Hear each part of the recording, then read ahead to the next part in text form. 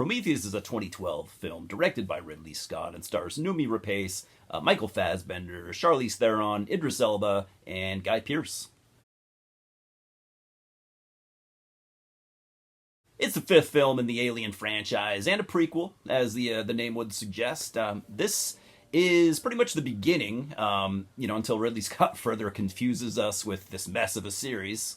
That said, yeah, it's a mess that I still occasionally, willingly navigate through. And I kind of love Prometheus, although I must say, much less now than I used to.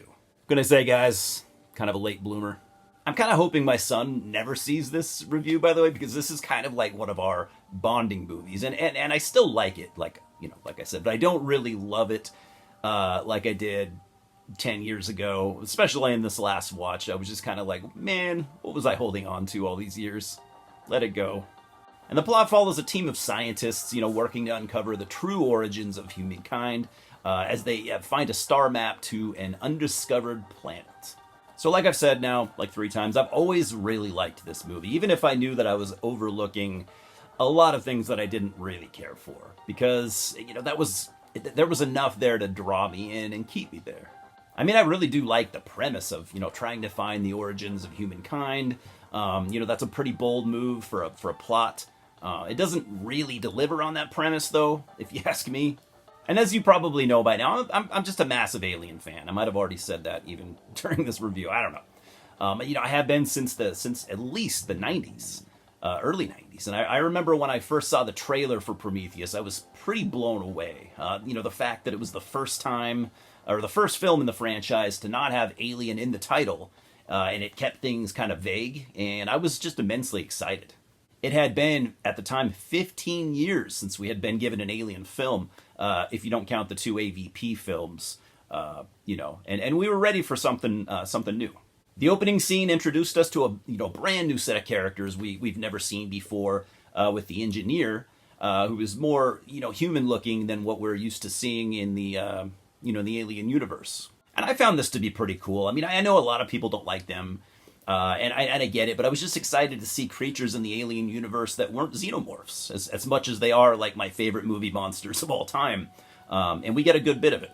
Ridley Scott wanted this to in a way, kind of stand alone as its own film, which it does, but at times much to its detriment, I think. So this is going to be a review in my usual style, though mostly spoiler free. And I'm not going to do it like a super deep dive on everything that is wrong with Prometheus. That would just take way too much time, and I just don't have the patience for that. So that said, we see the engineer drink the now infamous black liquid, or black goo, I guess we like to call it, right? That was dropped off by an unknown spaceship, causing him to crumble and dissolve and fall into a waterfall. Fast forward to 2089, the year 2089, and we meet our lead, Elizabeth Shaw, played by Noomi Rapace. By the way, am I saying her name right? I always just kind of said it how it looks, but she's not American, so it might not sound the way it looks. Anyways, I'm going to call her Noomi Rapace. And her partner, Charlie, played by Logan Marshall Green. And, of course, this was my first of many issues with the characters here. The crew, they just aren't interesting to me. I'll admit I originally liked Shaw because she reminded me of like a mini Ripley. She looks like a mini Ripley. But on the most recent watch, again, I like Noomi Rapace, but I didn't really think she was all that interesting here until the third act, where she does a bunch of Ripley stuff. So her and Holloway discover the star map I mentioned earlier, and it's one that matches others from ancient cultures all around the world. So again, I think this is so far a solid story at this point, and I'm good with it. And in the interest of being the first to discover the origins of humanity, an expedition is funded by Peter Weyland, who you might know, from the old movies, or the name at least, of the Weyland Corporation. And Weyland is played by Guy Pearce in old age makeup.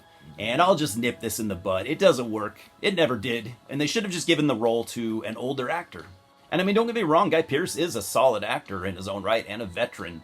But, I've always liked him, but he doesn't really add anything here necessarily. And the old age makeup is just distracting. And I don't really care for any of the characters here except for just 2. Sort of. That's just a sort of.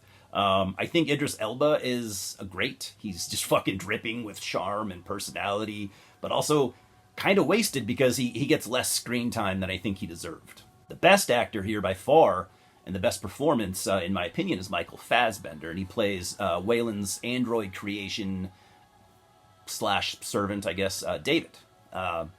David is a complex character, as we've grown to expect at this point with the android characters in the franchise. And Fassbender's performance, like I said, is very, very good. He takes the framework of what Ian Holm and Lance Henriksen did before him, while adding his own personal style, and I think he carries this film on his back. Definitely one of my favorite performances of the franchise, and it could very well be the best performance on a technical level. Charlize Theron plays Meredith Vickers, the Wayland mission director.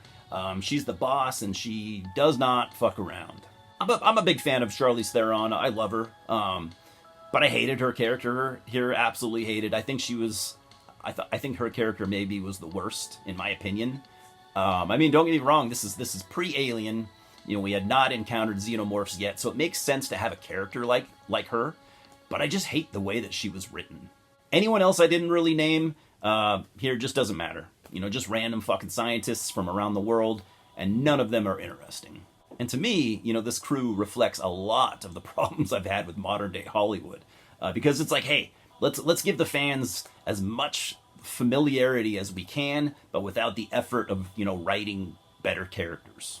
So yeah, Idris Elba is awesome and underused. Michael Fassbender, in my opinion, carries the film, and everyone else is pretty forgettable for the most part. Like I kind of like Noomi Rapace. But I feel like they casted her simply because she kind of looks like a young Sigourney Weaver, and at first to me that was cool until I started to think that it was just Hollywood trying to appeal to our the fandom part of our fucking brains. So the expedition crew, along with Wayland, travels to planet LV-223, the coordinates on the star map that they found, and as soon as they get there, we just get a ton of alien similarities. Part of me thought this was lazy, but part of me can also make sense of it. And much like with Alien, shit goes downhill really fast when a facehugger enters the picture. And as we know, it only takes one to kill an entire crew of humans with ease. But these guys didn't know that yet. That said, the facehuggers seem to be like a different form or a different species here than what we saw, in the other films, which makes sense since this does take place on a different planet. And that kind of goes for all of the creatures in this film. In my opinion, personally, I think they all look fantastic. In fact, some of my favorite creature designs of the franchise are here in this film. They captured, the dread-inducing effects of the original xenomorphs as far as the designs go, drawing inspiration from H.R. Giger, because that should be mandatory at this point. As far as the story goes, there are, as we know, a ton of inconsistencies and contradictions to the alien lore. Like the reveal of the space jockey. I know that pissed a lot of people off. And again, the endless black goo debacle. All that didn't bother me that much, but it could have been written just a little better. And then there's the poor decisions that some of the crew make that are just hard to look past, man. Scientists doing things that complete morons probably wouldn't even do. I'm just not sure what was behind some of these writing decisions. Because, for Ridley Scott, considering he wanted this film to have its own identity, it's just too similar in all the wrong places. Sure, it's done a little different this time, but we've seen a lot of it before. So while this review is not exactly me savaging this film, like I said earlier a couple of times, I do like it just less than I did before.